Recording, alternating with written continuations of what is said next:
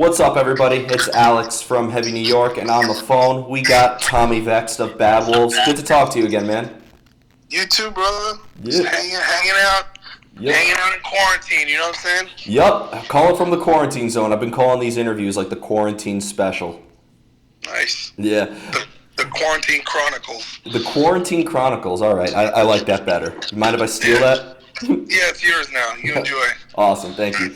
But N.A.T.I.O.N came out last year, and I thought it was absolutely awesome. When I spoke to you at NAMM, I don't even think like you announced the title for it or anything like that. So was the intention for N.A.T.I.O.N just to be a follow-up to Disobey, or is this kind of like, was this like a new start for Bad Wolves in a way? I think there's the definitive difference from Disobey to N.A.T.I.O.N. I think Disobey is a record that we wrote for ourselves, like as we like defined what we wanted to sound like, and I think N.A.T.I.O.N was the evolution of the band after we had toured so extensively. I mean, we played in 2018. We played 200 shows, and we played, in the first album cycle, we hit Europe twice. We played like 18 tours in America. We did Canada, and we did Australia. And so, I think being out, so much, every single time we were home from tour, we'd only be home for a week or so, and people would go into the studio. So we kept the momentum going, and I think that playing so many live shows really affected the writing process as to, visualizing and psychologically seeing how the riffs and the songs were going to fit into a set list, just how everything was going to flow together. And I think that as a result, and also understanding the fan base, I think as a result, we wound up coming up with something that was like, a much more focused and mature version of what we started with. Yeah. Well, I thought that you guys, like when I first saw you at Gramercy Theater on the tour with From Ashes to New, that was the first time I saw you, and I thought you had the most diverse fan base ever, because like I've seen people like an Agnostic Front and Sick of It All shirts at the show, and then I've seen like little kids in like My Chemical Romance shirts at the shows too, so it almost seems like I think you could appeal to almost anybody at this point. I mean, yeah, that could be a blessing and a curse, because sometimes the really like hardcore fans get mad that we have songs that are ballads, and some of the people who like the more radio songs feel like the heavy songs are too extreme. But it's like, you can't please all the people all the time. You gotta make music for yourself. Yeah, I was having a discussion with the guys and All That Remains about this. It's like your least heavy song is like Emperor to the radio-friendly crowd, and your most heavy song is like Cher to the death metal crowd. So yeah, basically. Yeah. It's all about what people's ears are tuned to, and it's also, it's like, I don't know, you just kind of have to do your thing, and if people like it, cool, and if they don't, like, whatever. Yeah, of course. I've noticed that like your songs really like have many different vibes, especially with this one. Like I'll Be There is different from Killing Me Slowly, different from Sober, different from, Crying Game. It's fair to say like during every song you've ever made, it's always representative of a different emotion or situation you were feeling at that time, right? Yeah, well, I also think like, the guys, I think, John's is a very versatile writer. And I think Doc has his own specific style, and then I have my own style as a songwriter. And so, when you take those personalities and those creative backgrounds, and they go to work on each other, like an interplay, different, kind of how the different creative perceptions interplay with each other in the process of creating the song, things can go in many different directions. So I think, just allowing everybody to explore and do their own thing, and then try to make it the best it can be, is what, it's basically like how, I don't know, just how we sound the way that we sound. Yeah. Well, I'd imagine you being a vocalist, 1 minute you're playing along Dino, then the next minute you're playing along Angel Vivaldi, and then, you're playing with Doc, and like you're playing with many different musicians. It has to maybe open your ideas to how you could apply your voice as well, right?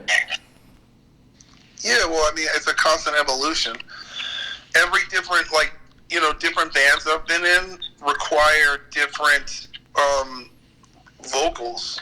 And so in this band, because the guys are all from different, everyone's from different bands, they all bring their own thing to the table.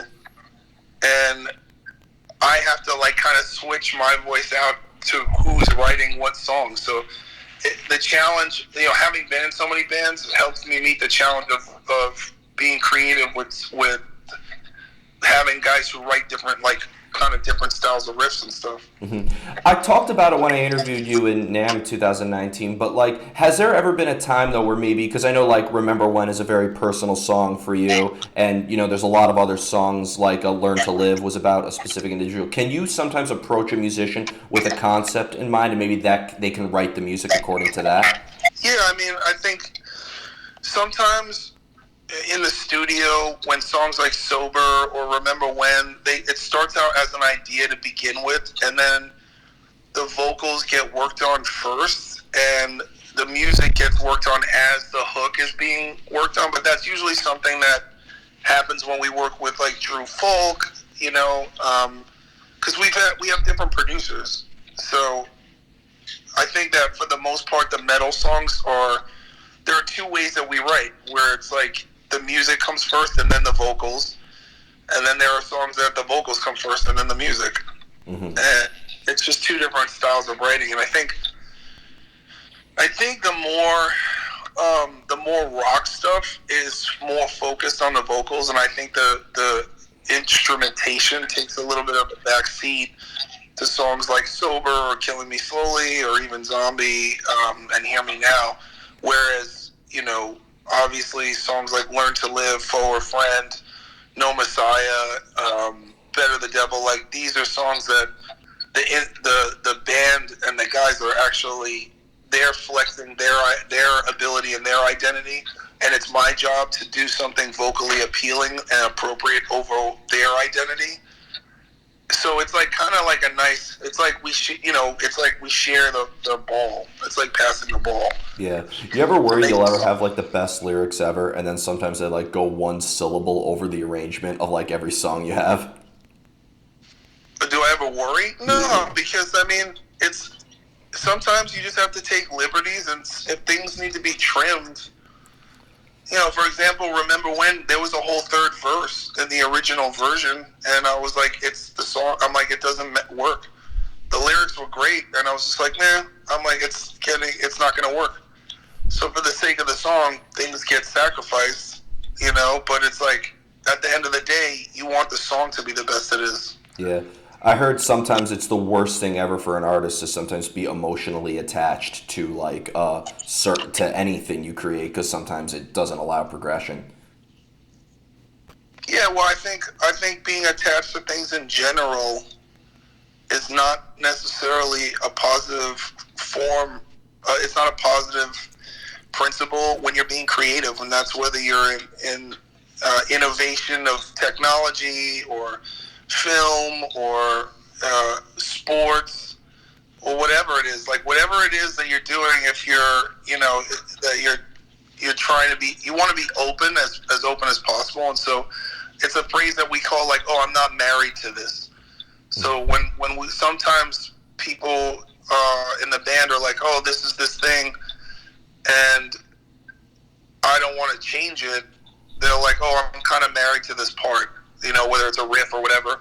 And then there's pick and choose parts. So that's a way that we kind of say, hey, this, I don't care if this goes or this goes, but I really would like it if this stays. Mm-hmm. And that's the compromise that we go through.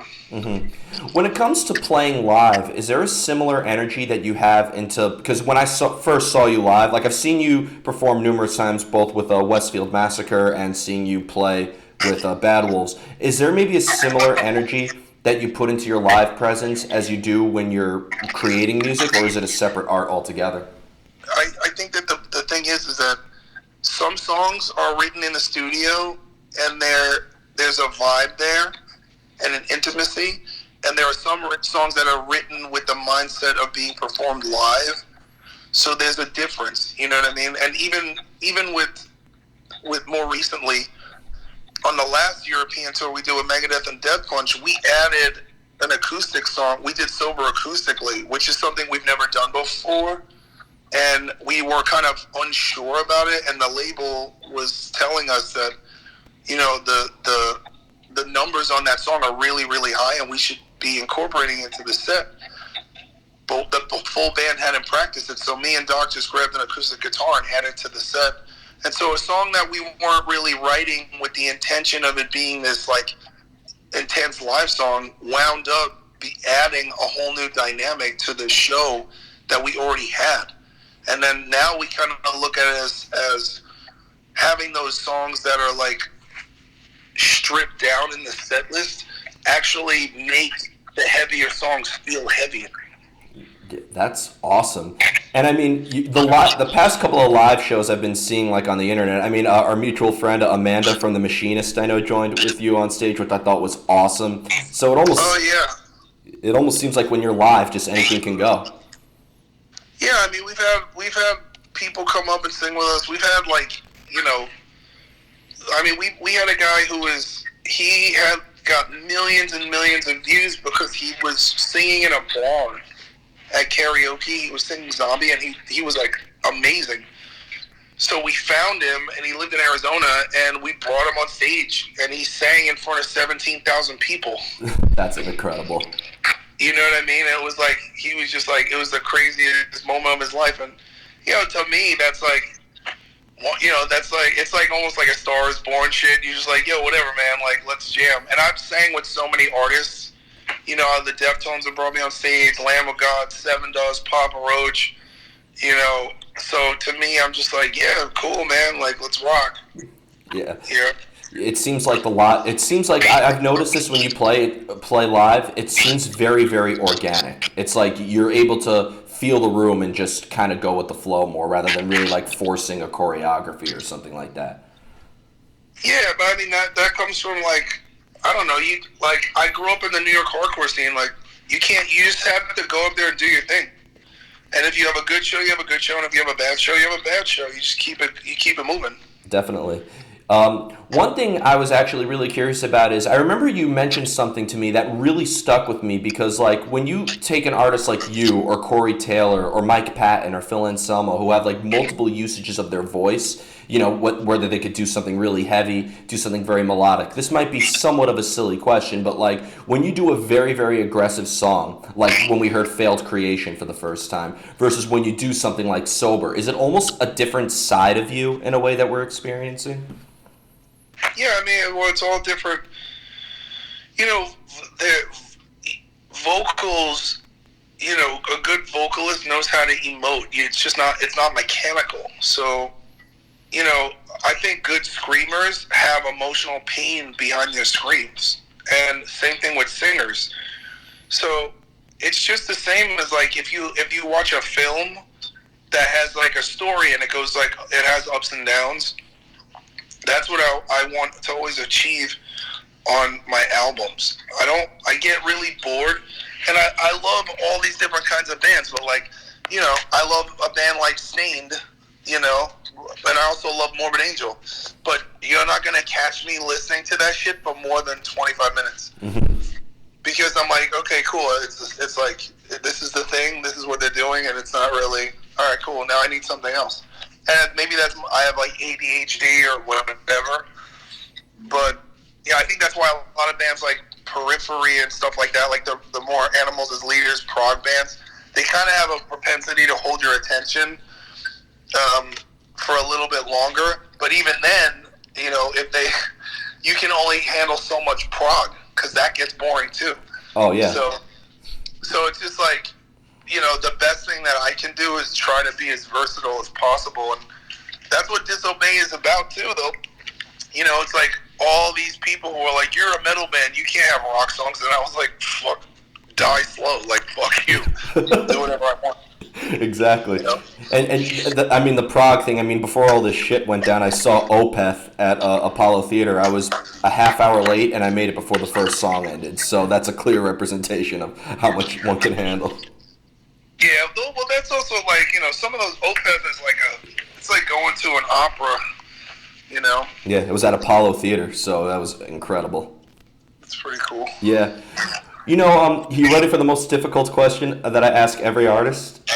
Yeah, what is it? How do you know when a song is done? I don't have a problem with that. I actually don't have.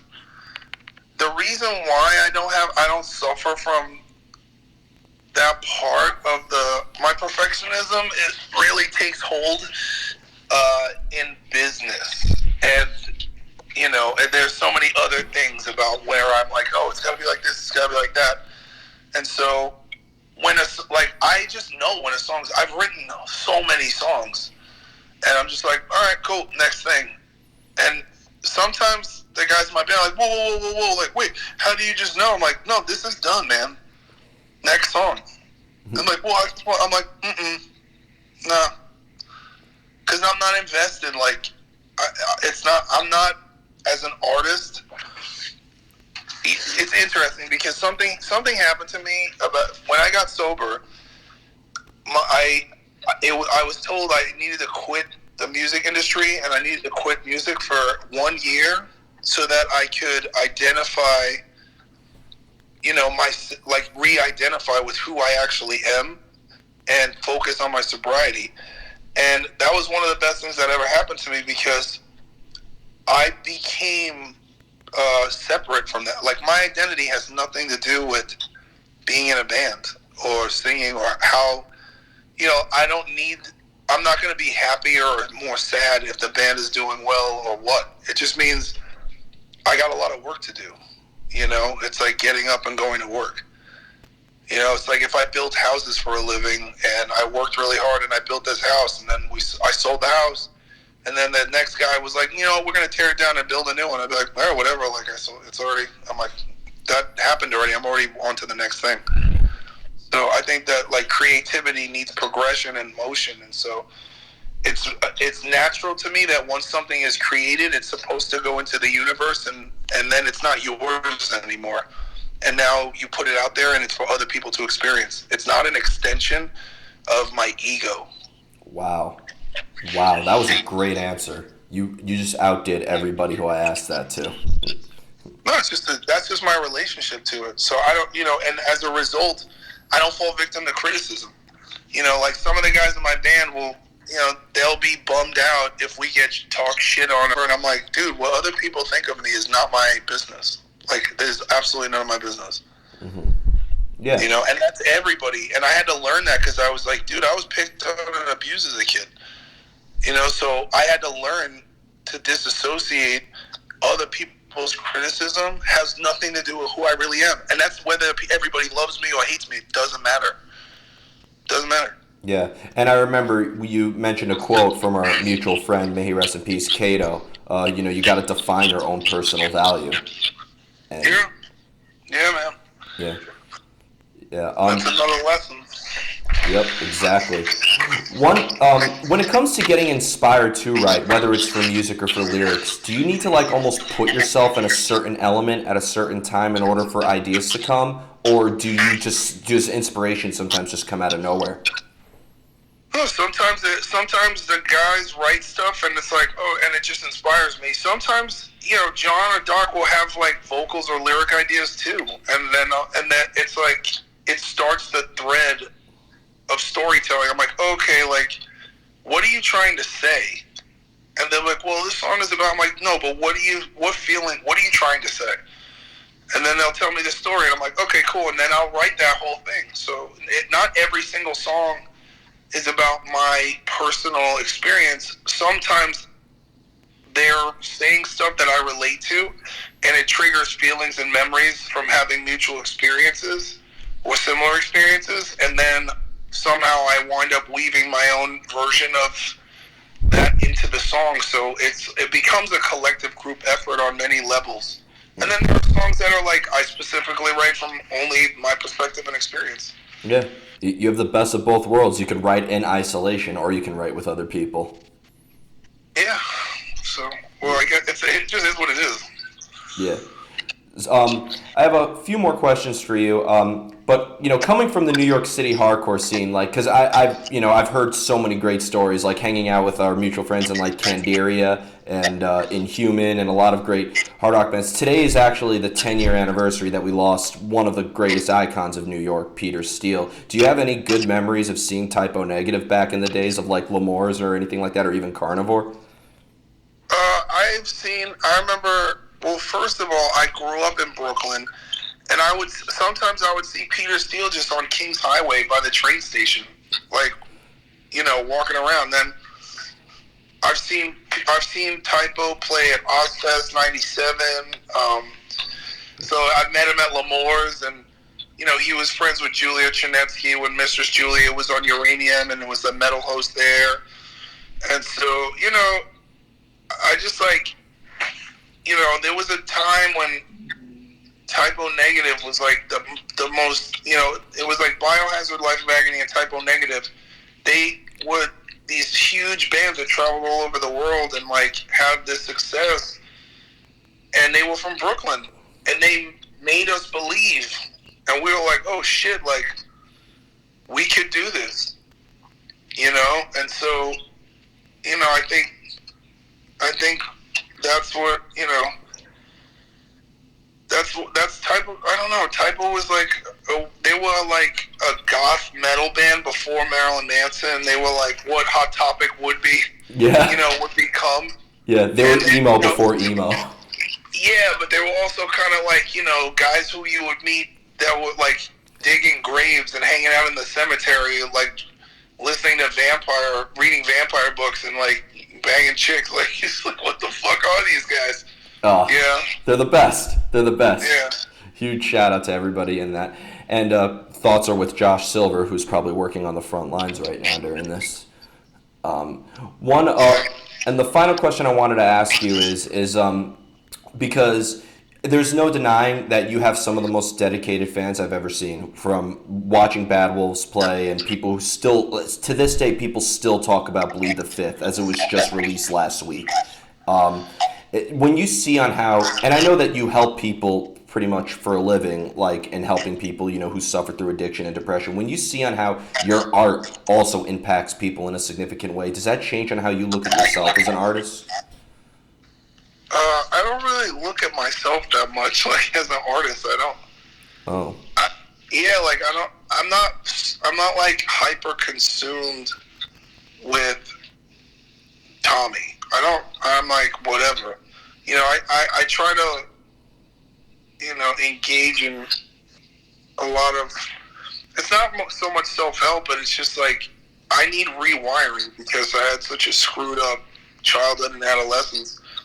And as an adult and as somebody who was like trying to be responsible and run a business and take care of his family, like, I think getting sober and being sober was the beginning, and, now the like emotional sobriety is the new frontier. That's what I invest in it because I can't talk about shit that I don't know or live. And there's a lot of people, like especially on social media, that they want to portray an image of someone who is like spiritually fit or has their shit together, but then they're like in their lives, like they just like cause chaos and wreckage, and it's just like constant insanity. I have the propensity to be that person if I don't maintain a spiritual lifestyle and a lifestyle of non-violence and non-conflict, because I grew up in that.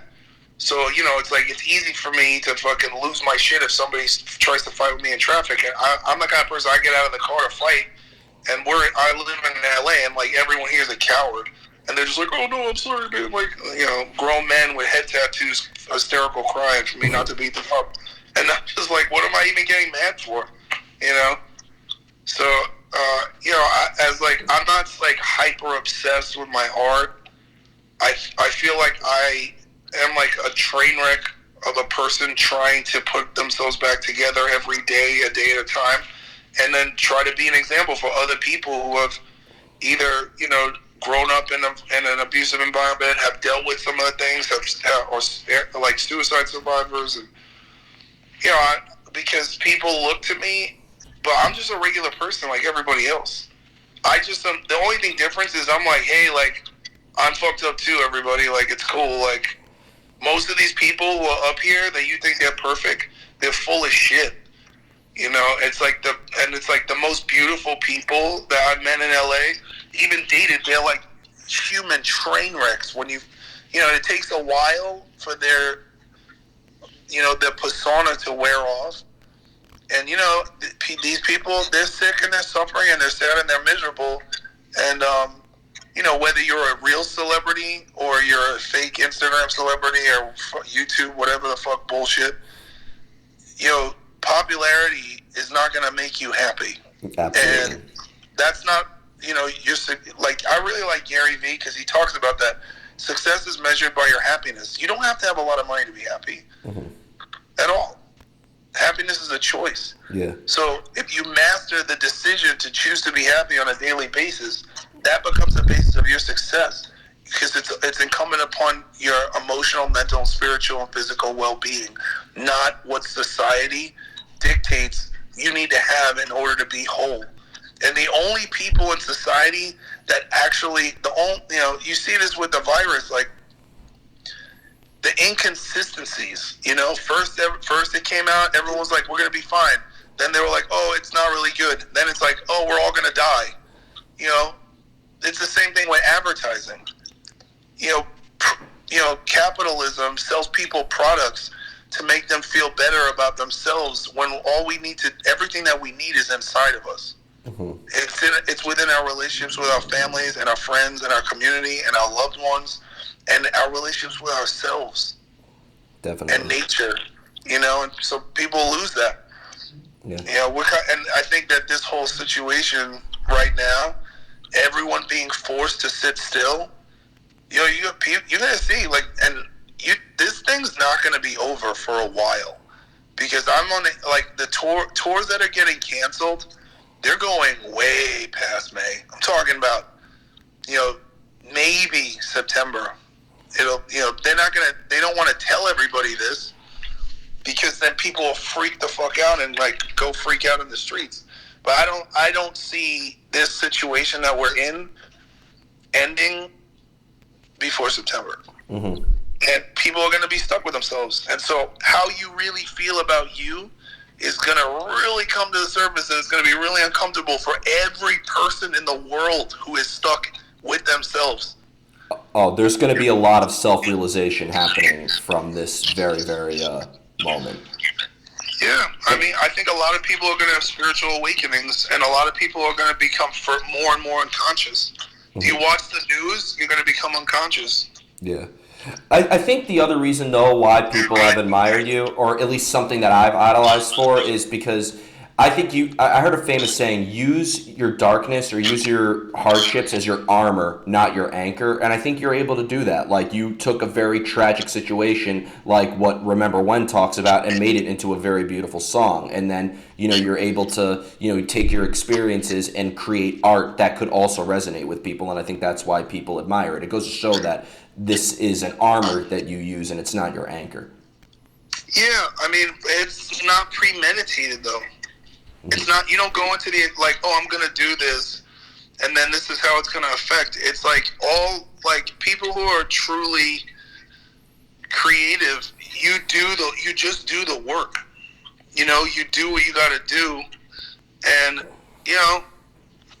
it's just how, what comes out. And then, like I said, that detachment from the art, you just put it out into the universe and see how the universe responds to the truth. Sometimes the universe does not want the truth. Sometimes it does. Yep. You just gotta it's your job to tell it. People only want the truth when it's comfortable. Yeah. No, well, it depends. Not everybody, because obviously a lot of things that we talk about are not comfortable. So yeah. People also, like you look at Jonathan Davis and the first Korn record, and how bold it was to be the first person to outright talk about being the victim of child sex abuse, and how many people resonated with that, and how we didn't know that the statistics were so high, and all these young people were really that was the original Me Too campaign. Yeah, Definitely. You know, so it's just like I respect anyone who tells the truth, no matter how ugly it is. Definitely. So before we go, I want to thank you so much for your time today. Always great to see and talk to you, Tommy. Is there just anything with Bad Wolves you would like to promote? I know that, tours being canceled, everybody's kind of like in a moment of disarray. Is there just any way fans could support you during this uncertain time? Yeah, I mean, the band started a Patreon, and basically we did a live stream performance 2 weeks ago that's still streaming. We did an acoustic performance, and then every Friday we're dropping unreleased music. So last Friday we dropped an original song and a cover, and this Friday we're doing the same thing, and so on. Every Friday for the next 2 or 3 months, we're going to be putting out music that is unreleased, that only streams on Patreon. There's nowhere else to get it. A lot of people have been complaining, and my answer to you is too bad. People are like, why don't you put it on YouTube? And I'm like, well, because I have to pay my mother's rent, and don't be a scumbag. You know what I mean? Don't be a piece of shit. You know what I mean? We still have bills, and we have employees, and our employees have wives and children, and if you buy the Patreon, the money is going to people's families. So you can't really, if you can't afford it, that's cool, but you shouldn't complain about it. Yeah. You shouldn't, don't be entitled, because basically, if you were a painter and I walked into a gallery and just took your painting off the wall and left with it, and you were like, yo, you got to pay for that. And I was like, fuck you. Yeah. I'd go to jail for stealing, Exactly. And so, a lot of, it literally translates to, I think, 16 cents a day. Yeah. That's good to know. And I'll put a link in the description on YouTube below for fans who want to contribute. Yeah. And again, if you can't afford it, that's cool, man. I've been there. Don't worry about it. We have 2 albums out. We're working on a 3rd album. All that stuff's going to be out on all the platforms, on Spotify, on iTunes and all the shit and whatever. And you can steal it on YouTube or whatever the fuck shit you steal your music on. So you're don't worry about it. If you stole 2 albums worth of records and you're complaining that a couple of unreleased songs are going to be on Patreon, you're a dick. Exactly. Basically, you know what I mean? Don't be a dick. Exactly. Don't be a dick is the best advice I've ever gotten in my life, and it sticks with me to this day. Yeah. But thank you, man. And we could be expecting some new Bad Wolves fairly soon, if you're allowed to say. We probably won't put a new record out till next year, but there will be probably 16 tracks on the Patreon to hold people over in the interim. Awesome. Well, Tommy, thanks so much, everybody. Tommy Vext of Bad Wolves Nation, out now. Buy it now while supplies last forever, and try to support their Patreon if you can. And we'll see you next time in the quarantine zone on Heavy New York. Be safe.